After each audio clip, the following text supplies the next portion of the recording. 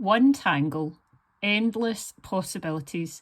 Join me today and I'll show you all about the magic of the Tangle Lapwing. Hi, I'm Lisa of Create and Cam with Lisa. I'm a certified Zentangle teacher, and today, like I say, I'm going to show you how to create a tangle called Lapwing. Drawing this lapwing tangle is going to be a really amazing way to unwind and create beautiful art one stroke at a time. And this pattern is suitable for beginners and experienced tanglers alike. So I'm just going to get started now. And this variation of it, this is a very versatile tangle that you can create as a grid, you can create it in the round, you could do it as a ribbon tangle, lots of options. So I'm going to just, on a bijou tile, a really small tile, I'm going to create a grid. And you can see I'm just fairly evenly apart. It's obviously, like, I think these ones are a bit further apart than these ones, but it does not matter.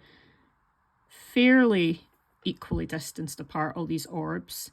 We are going to join these orbs with a couple of lines that point into a V shape, like so. Then the next orbs along, we'll join them as well.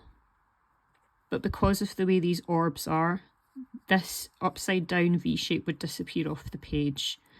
So we're just using our imagination where that would go. I'm just going to imagine where those ones would have disappeared to. You know, if the paper was longer and it had fitted in more orbs.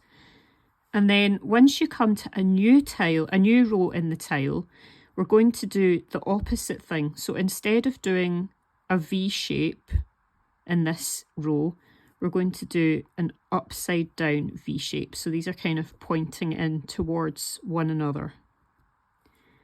And then because this one was up, this one's going to be down the way. And we're always joining from the insides of these orb shapes rather than from the centres or the bottoms of them. We're always joining from the sides. And we want to also just remember to complete the lines that we're doing, to complete the full row. So this one points up, so this one would be pointing down the way, and then this would be up. And then this one would be back down to being down, and this one would be up. So we now have completed the first stage of this tangle. And what we're going to do is we're going to create aura lines of these V shapes, but we're going to incorporate the orbs. We're going to go around the orbs as well. So try and keep your pen moving at a distance that's fairly consistent all the way around, just as slowly as you can. There is no hurry. And then this bit here, obviously the tangle is disappearing off the tile, but I'm just imagining where that would have gone. And we're going to complete those side ones as well. And then we do the same step for each of these rows, so that we're auraing a V and the orbs that are either side of the V shape. And as you'll see, when I come to the next bit of this lesson, where I show you how to create lapwing in the round, you could do multiple auras of each V shape at any given time. But with the fact that I'm doing this on a grid, I'm just going to add one aura to each lapwing shape, and then do that for each of the rows, and then come back and add a second aura. Just because of the way that the grid version builds up, it's a bit different. Kind of all hinges on the other shapes round about it. So we've got an aura for every single orb and V shape here. So now we're just going to come back and repeat that process.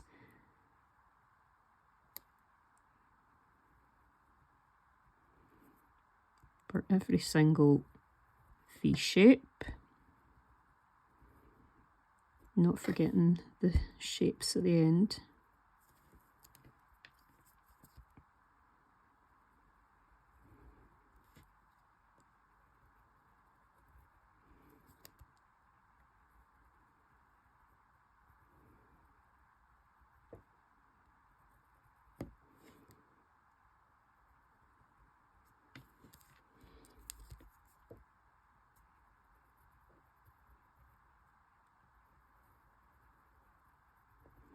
You can see perhaps that I'm not being as consistent with the aura width as I could be, and that's maybe because I'm inclined on video to go a bit faster than I would be if I were tangling this at home. So just know that when you're doing this at home, there is absolutely no hurry to get everything completed. Just take your time, and we're just simply doing lather, rinse and repeat. Once you've completed the auras on each row, you go back to the first row and you repeat that process all over again.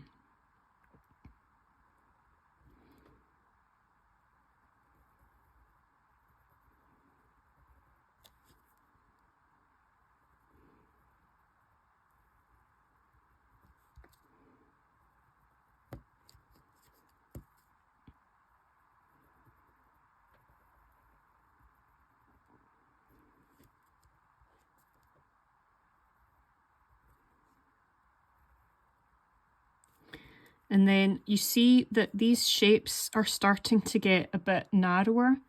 So we might perhaps get another one aura in. And then everything starts to kind of meet its neighbouring tangle.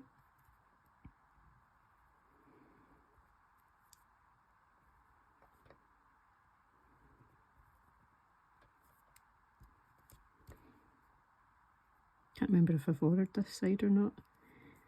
You see, it doesn't actually matter in the end. It's more about the process with Zentangle, isn't it? So it's something to do to kind of get out of your head, kind of calm that anxiety. Well, for me it is anyway. There are many different reasons why you might want to tangle. And now I'm simply in these spaces that we had left behind, I'm doing an aura of that shape.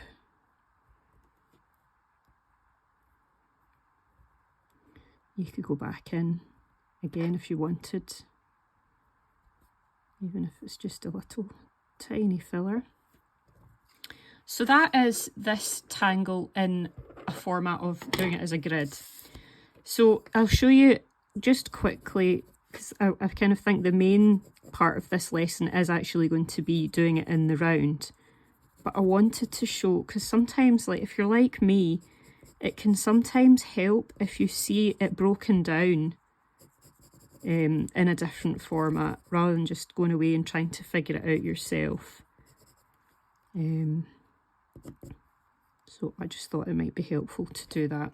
So I'm just auraing all around the outside of that V shape with the graphite, and then just pulling that out to kind of make that more of a shadow rather than a pencil line.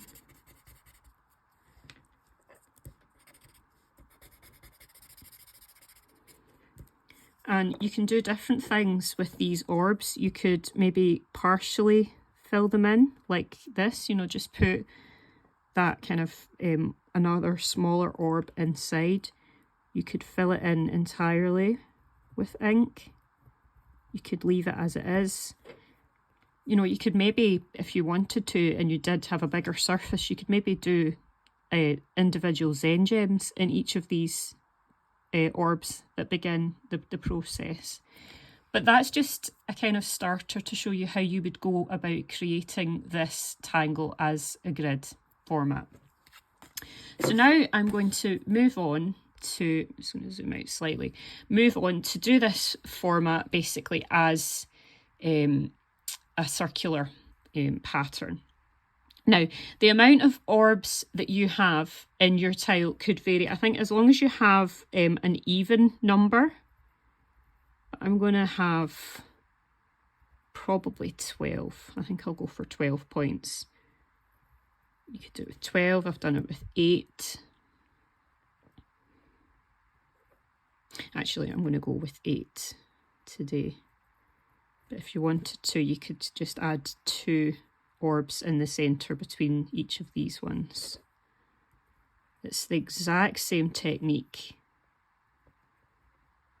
You'll get pretty much the same result with it. So when you're creating this in the round, again, like I say, starting from the middle of one of these orbs, the side of one of these orbs, the inside of one of these orbs, and then mirroring that. So that one's coming from the right side of the orb, this one's coming from the left. Then we're going to skip this one. If you wanted, it could make it a bit simpler to have a little mark there so that you have something to aim for, if that makes it easier for you. Just a wee tip. You can eyeball it if you like, or you might want to make that little mark there.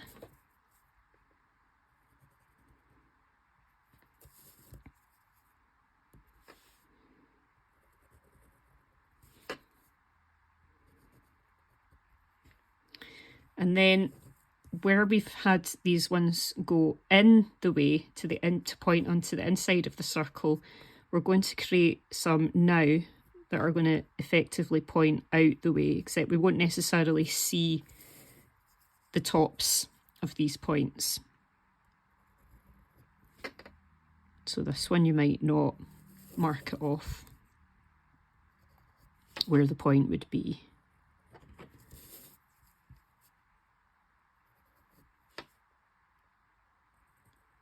If it would help you, you could have another piece of paper underneath, like just a scrap piece of paper, and you could imagine you could put a piece of paper underneath. You can mark where that would be going to. I think that wouldn't be quite exactly where that point would be, but you get what I'm saying. You can just use a scrap piece of paper if that helps you to complete this shape that you've got here. And then we're just going back to doing exactly what we did with the grid version, and we are auraing here. And you could do several auras here, one after the other, and then move on to the neighbouring one, or you could just keep going round and auraing each one as you come in turn. It's up to you. And I think for me, maybe more so, or especially because I'm teaching this on video, I think it's just going to be easier for me to do all of the orbs that are, the V's that are facing out the way, and then aura the other ones, just so that I'm not twisting my tile too much on camera. So then aura this one.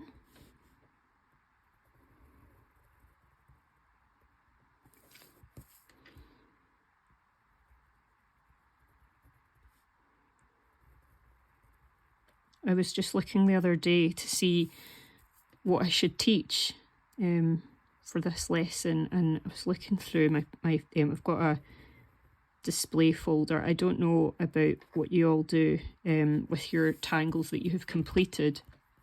Mine, perhaps shamefully, are hidden away most of the time in a book. I do look at it all the time, but maybe they should be put to better use, like put on a gift card or something like that, rather than hidden away the majority of the time. But anyway, I was looking through that book. I'm just going to come in here now and create a second aura on these V shapes.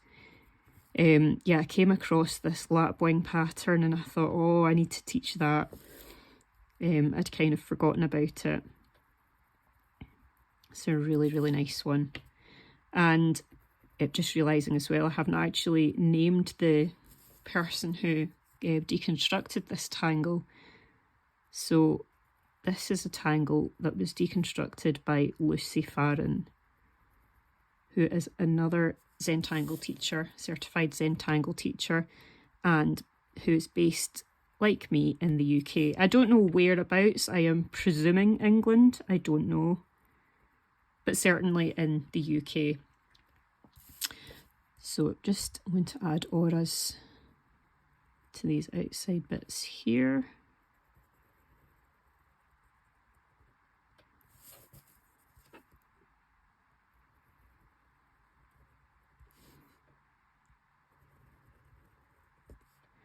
I think this is a tangle that it's versatile from the point of view of being able to complete it in different ways, like, you know, from the point of view of grid tangles or doing it as a ribbon or doing it in the round. But it's also versatile from the way that you do your initial V shape. You could have that as a very shallow V, or you could have it like so that the points are even like kind of just kind of at a different angle. So if you do kind of different tweaks here and there, even although the process of completing it is the same, you could end up with quite a different look. And oh, see, I'm kind of getting a wee bit ahead of myself. I'm kind of going too far over. I should have kind of had this disappearing down there, because now I'm going to have a line here which crosses over the one that I'm doing just now. But, you know, no mistakes. So what I was going to say was, this is versatile as well in the point of view of you can just do, like the way that the original pattern is when Lucy has deconstructed it in the step outs, it's pretty much as you see it the way I'm teaching it just now. But don't forget that you can put your own mark on any tangle that you do. So you could use any of these lines that you're creating. You could put like Knightsbridge, for example, like one line of Knightsbridge. You could put Knightsbridge across all of the different elements. You could put some orbs. You could perhaps have some triangular shapes. So it just kind of, it's a way to differentiate it from the way that the original pattern had it.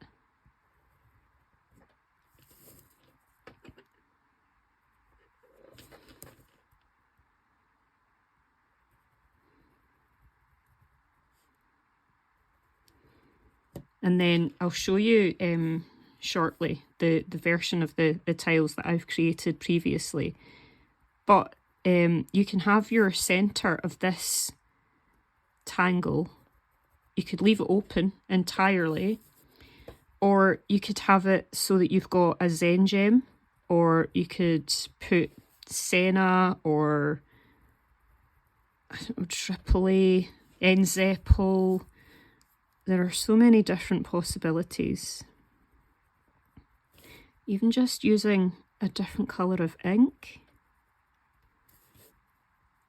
There's lots of things that you could do.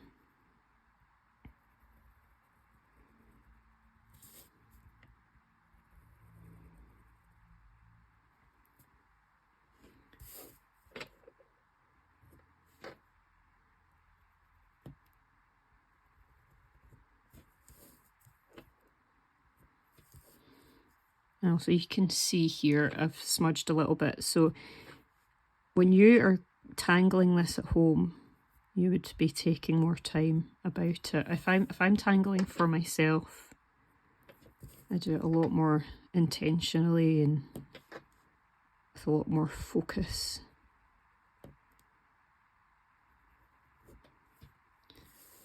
And then over this bit here. So that is the tangling process for Lapwing.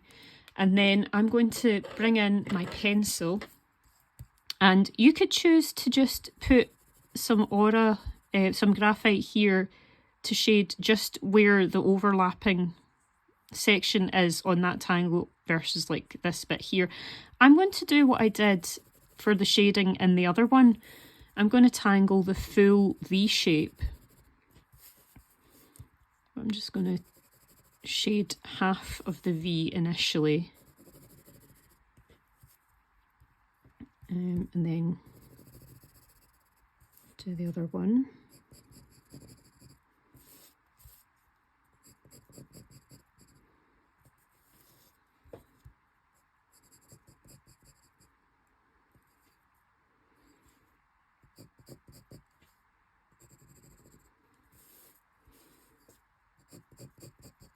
So let me know in the comments, have you ever tangled Farran, that's Lucy's surname, have you ever tangled Lapwing before? Such a beautiful tangle. And I initially came across it not actually via Lucy's step outs, but there was a video on YouTube, and I don't know how to pronounce the channel name. It's Akasky, I don't know. I will definitely leave a link in my description to the video where I first saw Lapwing, because the tutorial is just beautiful. The way that the Tangler has created it, and they've got a kind of smaller Lapwing in the centre, which is another variation. I kind of mentioned before that you could put a Zengem, but you could have a smaller Lapwing, which can actually work quite effectively, and the smaller version of the Lapwing can actually have a Zengem in it.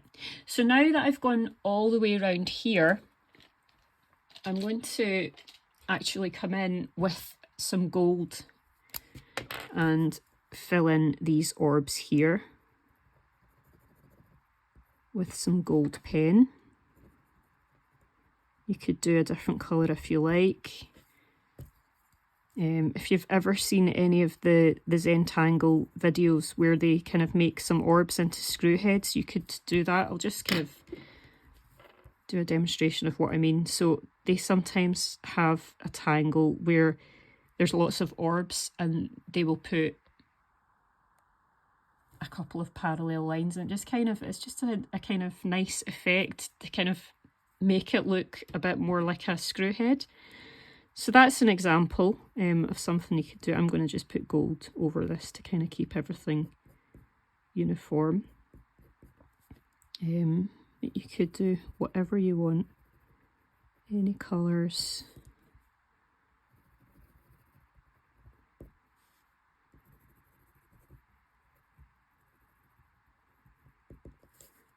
It's such a fun tangle to do. So that's all of the gold. And then I'm going to go in as well and put a little bit of shade just on the insides of these Lapwing bits.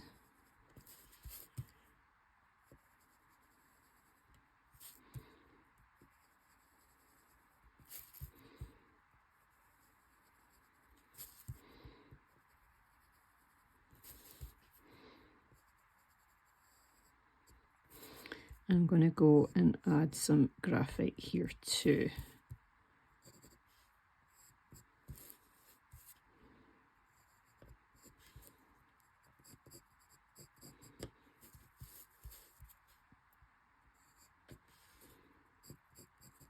And then just using your blending stump again just to smooth that out.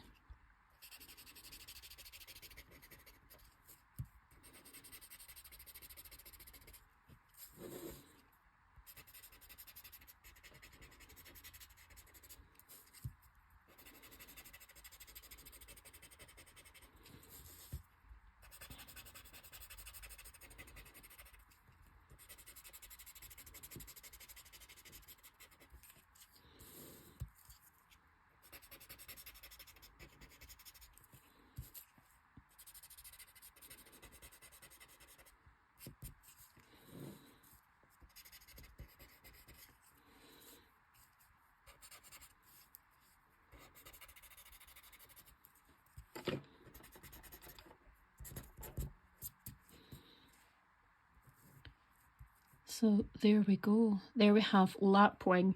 I'm going to add now my chop just in this little V shape here. You can put yours wherever you want. Your chop simply being an identifier, your name or initial, something that says, that claims that this is your work, because you should be proud of it. You've taken the time to create it and it's absolutely beautiful. I hope you enjoyed creating that with me today, and I'm now going to show you some other variations of this tangle. So you've seen this one in the round. This one, I really like this one on the Renaissance colour of tile, because anywhere that I am able to add the highlights, I always take that opportunity. I love working on the Renaissance tiles so much, and it just, to me, looks beautiful as a border or a ribbon tangle. This one is quite similar to what I created today. So, I mean, you can go in, this one I had kind of done a rough orb-ish shape in pencil, and you can probably see, I mean, I didn't need to do the pencil, but in this case I did, but you can perhaps see that the pencil version of the orb that I did, it was a little bit squinty. It wasn't done with a compass, so it's maybe a bit kind of squished in this section, but it still works out looking really nice. So you don't have to kind of worry about using any drawing tools, compasses, rulers, anything like that with tangling. Just kind of do everything. You saw I went in without any penciled in circles today. I just did everything freehand. You can certainly do that with this. And this is the tile that I created after watching the Akasky. I'm really sorry, I'm more than certainly butchering the name of that channel, but I will certainly share the link to that in my description. And I quite like how this one, I don't know if this is in the version of the video that I'm just referring to just now, or whether I did this myself, but just kind of, instead of putting the pencil line right up to these lapwing lines, I've kind of had a bit of a gap before I put the pencil line down, so it's just a different effect for your shading. Like, you know, it just kind of separates it a little bit from that shape that you're doing the aura of. And I really like having the smaller lapwing shape in the centre. I think that works really well too. So I hope you have had so much fun joining along with tangling today. Please do share your lapwing tangles if you do them after following along with this video. I would love to see them. You can tag me in hashtag #createandcam_with_Lisa on Facebook and Instagram. Please do share them. Like I say, I would love to see them, and subscribe if you haven't subscribed to the channel already. It'd be very much appreciated. So that's me for this week, and hopefully I'll see you next week again. Thanks very much, and bye.